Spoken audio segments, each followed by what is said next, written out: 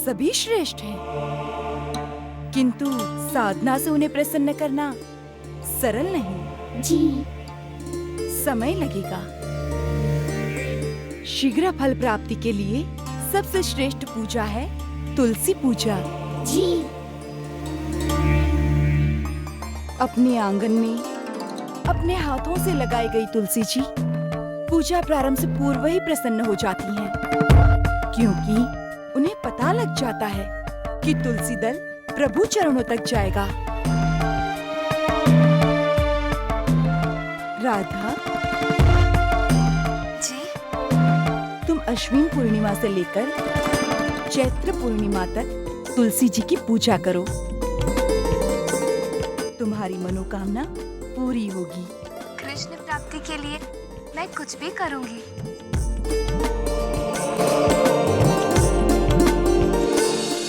अब कृष्ण क्या करेंगे? कोई भी देवता, कोई भी अवतार, कोई भी शक्ति तुलसी के विरुद्ध नहीं जा सकती। तुलसी की महिमा अपार है, किंतु कृष्ण अभिशाप कैसे टाल सकते हैं? नहीं टाल सकते। राधा से उनका मिलन संभव नहीं। परीक्षा की घड़ी आएगी तो देवताओं के देखने योग्य दृश्य होगा। तुलसी का स्नान बड़ा महत्वपूर्ण होता है राधा। पहले दिन गंगा जल से, दूसरे दिन दूध से, तीसरे दिन द्राक्षा रस से, चौथे दिन पंचामृत से, पांचवें दिन मिश्रित रस से, छठे दिन गांव के सरोवर जल से, सातवें दिन कमल पंखुड़ियों पर गिरी ओस बिंदुओं से, और दीप वंदन। सुबह का दीप वंदन तुलसी के चरणों में, साय का दीप वंदन अपने आंचल से दीप को ढककर तुलसी के मस्तक पर।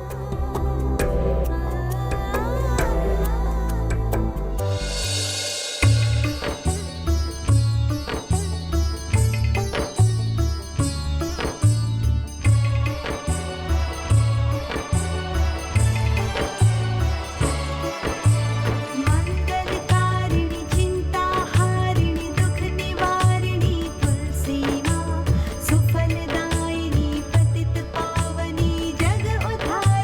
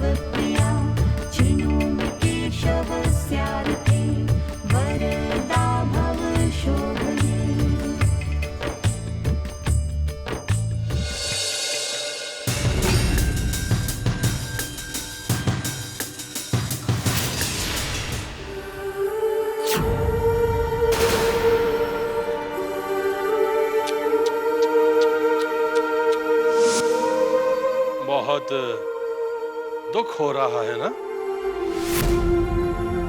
मथुरा की क्रांति कुचल दी गई। हाँ?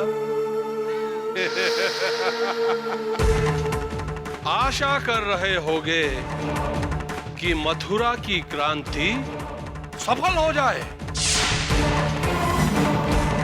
और तुम्हें यहां से भागने का अवसर मिल जाए।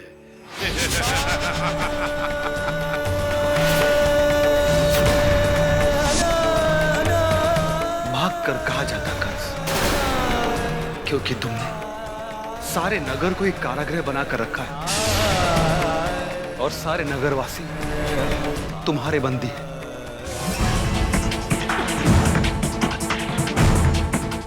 जन आक्रोश को दबाने के लिए तुमने इतने नरमुंड इकट्ठा कर लिए हैं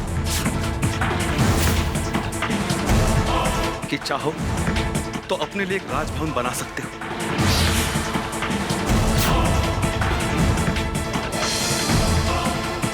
मेरी मानो तो एक राजभवन बनवा ही लो कंस,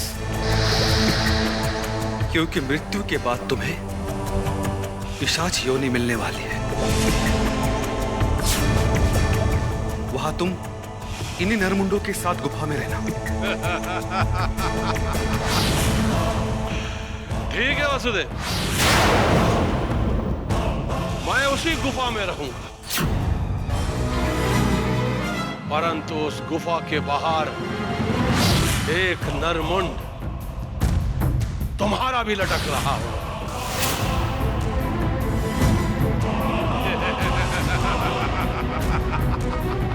तुम्हारे विनाश का अश्वमेघ प्रारंभ हो चुका है कंस। यज्ञशाला की अग्नि अभी बुझी भी नहीं थी कि तुम्हारी मथुरा धू-धू कर जल उठी। और तुम्हारी समस्या यह है कंस कि तुम उस राख के ढेर को अपनी राजधानी समझते हो और स्वयं को उसका राजा। किंतु तुम्हें इस बात का तनिक भी आभास नहीं कि कृष्ण के बांसुरी की हल्की सी फूंक भी उस राख को अंतरिक्ष में उड़ा देगी।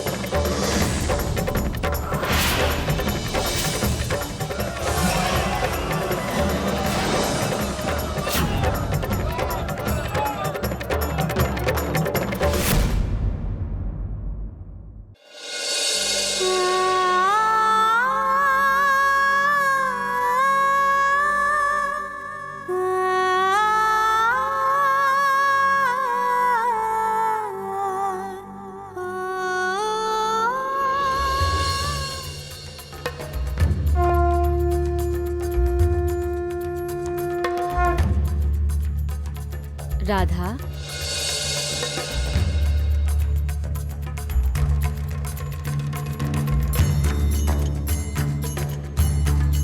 माँ प्रणाम। हम तुम्हारी भक्ति से प्रसन्न हुए राधा। अपनी इच्छा बताओ, हम पूरी करेंगे। माँ मुझे कृष्ण चाहिए। कृष्ण तो सदा तुम्हारा ही है राधा। मेरा प्रेम कब सफल होगा माँ? तुम्हारा प्रेम अमर है राधा, अमिट है, काल जयी है। मेरे और कृष्ण के मिलने में अब कोई बाधा तो नहीं आएगी ना? नहीं, राधा और कृष्ण की चर्चा करके लोग अपनी बाधा मिटा देंगे। जब तक समय जीवित रहेगा तब तक राधा कृष्ण का प्रेम जीवित रहेगा।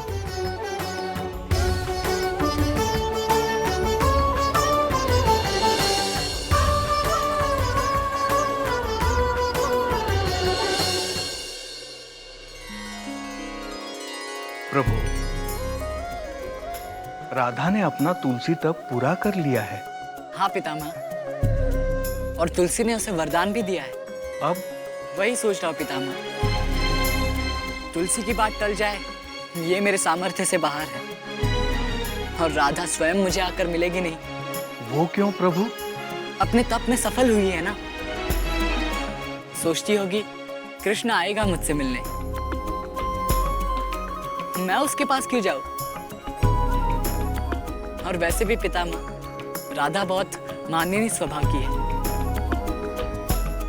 मैं तो अपने प्रेमियों का मान रखता हूँ, इसीलिए मुझे ही राधा से मिलने जाना होगा।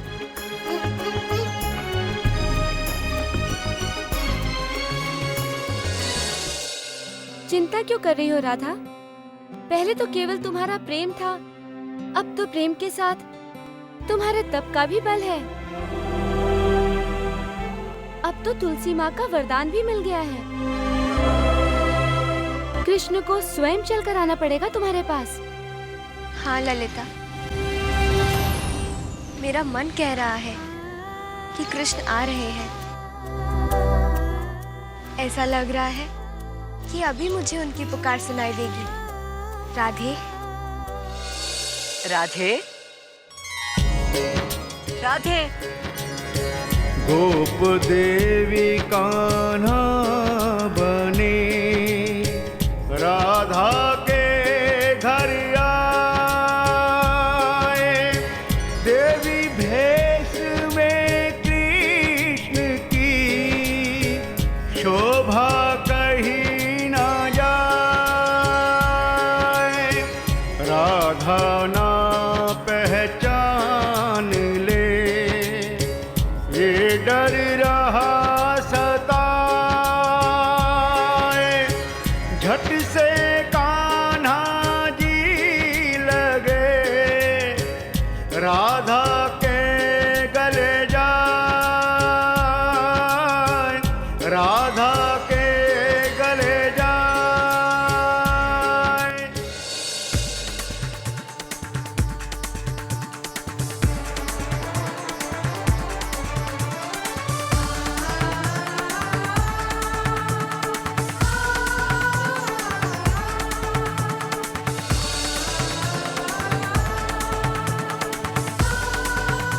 आश्चर्य है, तुम्हारे आलिंगन से मुझे कृष्ण के आलिंगन का अनुभव हुआ। तुम्हें तो पहले मैंने नहीं देखा। कैसे देखोगी? मैं तो गोकुल में रहती हूँ। कृष्ण का और मेरा घर आमने सामने है, ऐसे ही जैसे इस समय हम दोनों आमने सामने हैं। तब तो प्रतिदिन तुम्हें उनके दर्शन होते होंगे ना? प्रतिदिन नहीं, प्रतीक्षा, सदैव आंखों के सामने।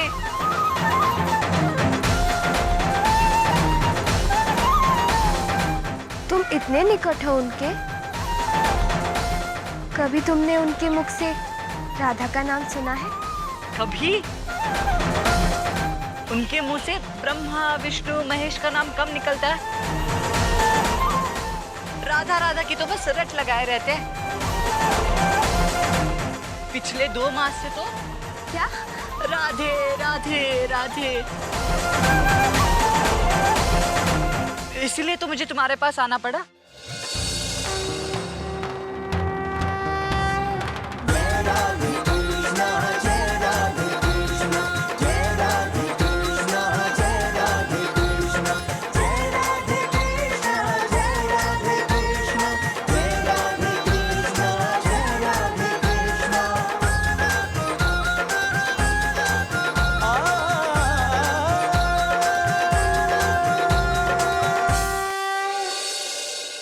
कृष्ण। आइए वैद्य जी। वैद्य जी, वासुदेव जी की चिकित्सा करके शीघ्र लौट आइए। जी।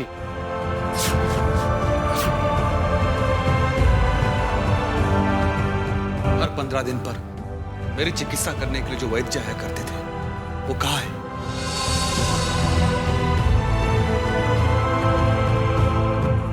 अक्रूर जी, आप? वासुदेव जी धीरे से।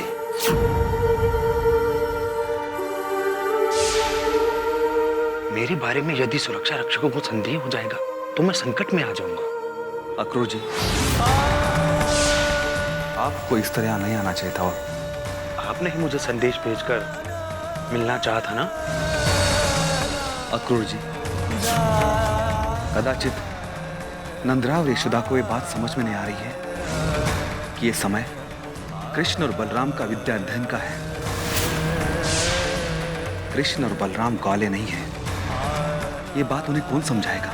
दोनों ही राजघराने संबंध रखते हैं। उस न्याय से उन दोनों को शास्त्र, शस्त्र, न्याय, नीति, धर्म, इन सभी विद्याओं में निपुण होना चाहिए। वैसे भी कंस बार बार गोकुल पर आक्रमण करने का प्रयत्न कर रहा है, और यदि कंस ने गोकुल पर आक्रमण कर दिया और कृष्ण और बलराम अपनी रक्षा नहीं कर सके तो? ऐसा नहीं होगा वासुदेव जी। ऐसा होने की हम प्रतीक्षा भी नहीं कर सकते। फिर आप क्या चाहते हैं वासुदेव जी? मैं चाहता हूं कि कृष्ण और बलराम को गुप्तता से किसी गुप्त स्थान पर ले जाकर शस्त्र, शास्त्र की और अन्य विद्याओं में उनको पारंगत किया जाए। मथुरा की क्रांति इसलिए असफल हुई क्योंकि क्रांतिकारियों का कोई नेता नहीं था। कृष्ण और बलराम को मथुरा का नेता बनना है, भविष्य में आगे चलकर मथुरा का राजा बनना है, कंस के साथ साथ कंस के अत्याचार का विनाश करना है। समझ गया वासुदेव जी। मैं नंदराय जी को आपका संदेश भिजवाने की व्यवस्था करता हूं। अच्छा वासुदेव जी, आज्ञा दीजिए। मैं आपका आभारी हूं।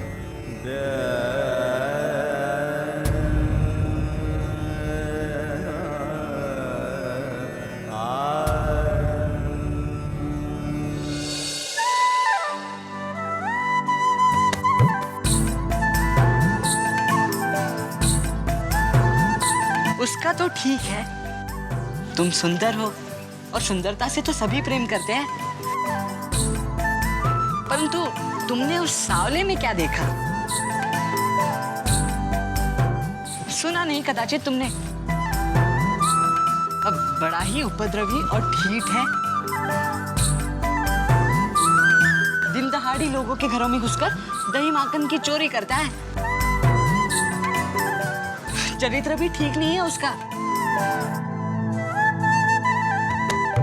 यमुना नदी पर स्नान करने वाली गोपियों के वस्त्र चुराता है। छी छी छी, ऐसे लंपट से तो कोसों दूर रहना चाहिए। और तुम हो तो बस उस काले कलूट। बस मुझे तो एक शब्द भी मत कहना उनके विरुद्ध। तुम्हें वे काले कलूटे लगते हैं? अपने आप को बहुत सुंदर समझती हो क्या? जैसे तुम आकाश की तरह श्यामल हो, वैसे ही वो आकाश की तरह श्यामल है। क्षमा करना, मैं तुम्हारी तरह सुंदर तो नहीं, परंतु उस श्यामल की तरह श्यामल भी नहीं हूं। अन्यथा सारा गोकुल मुझ पर मोहित ना होता।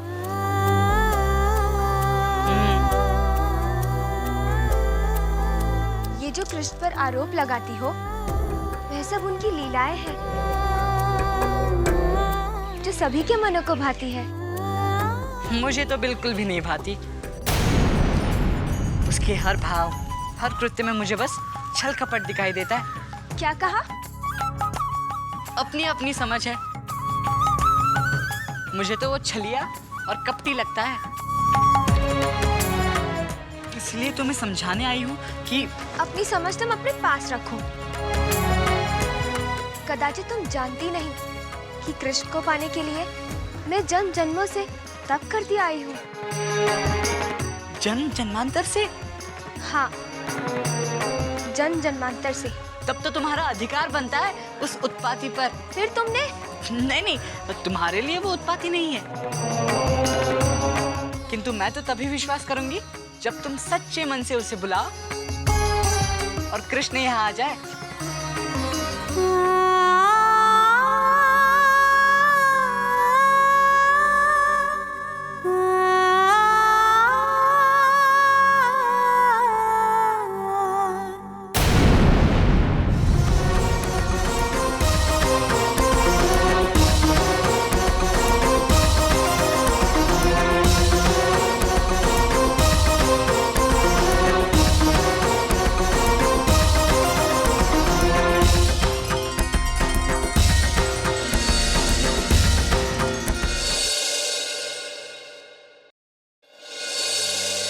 प्रिय राधे, राधे कृष्ण का तुमने मुझे पुकारा और मैं तुरंत आ गया।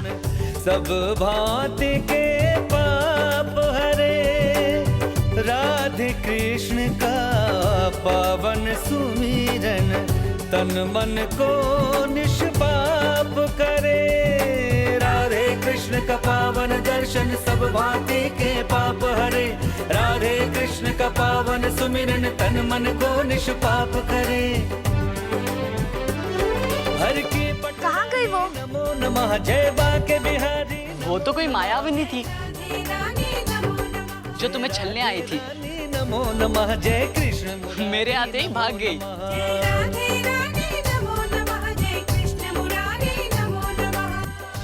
जय श्री कृष्ण, जय श्री कृष्ण, जय श्री कृष्ण।